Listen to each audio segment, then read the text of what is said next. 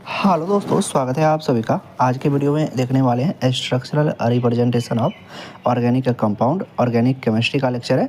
तो इसी में जो रहेगा स्ट्रक्चर के बारे में, क्या कुछ कैसे लिखा जाता है, कैसे ड्रॉ किया जाता है, उसी के बारे में देखने वाले हैं। तो सबसे जो फर्स्ट है कि ऑर्गेनिक कंपाउंड का जो स्ट्रक्चर होता है उसको हम किसी बहुत ही तरीके से लिख सकते हैं, मतलब सेवरल वे होता है। तो सबसे पहले जो इस वीडियो में बात करने वाले हैं वो है लुईस का स्ट्रक्चर। लुईस का स्ट्रक्चर क्या कहता है कि इसमें यहाँ पर जो एनसीईआरटी में लिखा हुआ है कि एनसीईआरटी के भी लैंग्वेज को थोड़ा सा आप लोग को पढ़ने के लिए आना चाहिए। तो देखिए यहाँ पे लिखा हुआ है क्या, the Lewis structure however can be simplified by representing the two electron covalent bond by dash. मतलब इसमें बोला क्या कि जब कार्बन कार्बन के बीच कोई एक इलेक्ट्रॉन का शेयरिंग होता है, मतलब कोवैलेंट बॉन्ड बनता है। जैसे सी और सी के बीच कोवैलेंट बॉन्ड बन रहा है तो उसके बीच एक डैश दिखा दिया जाता है।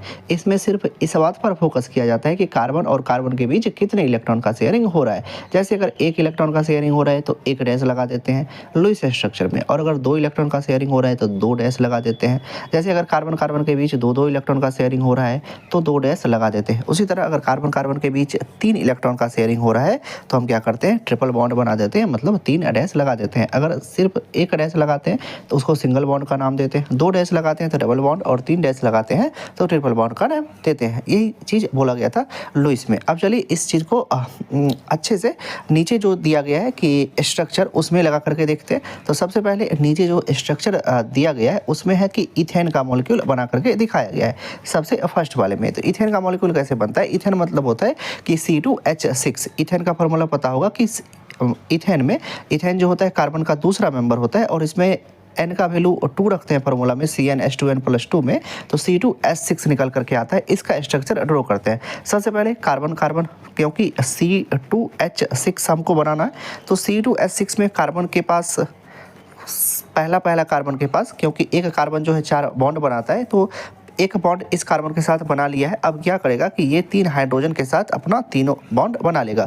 एक ईच कार्बन 3 हाइड्रोजन के साथ अटैच हो जाएगा। जब आप इसके साथ दोनों सभी हाइड्रोजन को काउंट कीजिएगा तो इसमें 6 हाइड्रोजन है और 2 कार्बन है, और यही फार्मूला इथेन का होता है। और इसका जो स्ट्रक्चर होता है ये वाला होता है। आसानी से आप लोग समझ गए होंगे कि स्ट्रक्चर कैसे ड्रॉ किया जाता है, मतलब लुईस में कैसे स्ट्रक्चर को लिखा जाता है, और इसी को हम लोग कहते हैं कंप्लीट स्ट्रक्चरल फार्मूला। अब इसको हम कंडेंस्ड फॉर्म करके भी लिख सकते हैं। तो नेक्स्ट वीडियो में बताएंगे कि कंडेंस्ड में कैसे लिखा जाता है। अगर वीडियो अच्छा लगा हो तो एक लाइक वीडियो को दे दीजिएगा। चैनल पर नए आए हैं तो चैनल सब्सक्राइब कर लीजिएगा।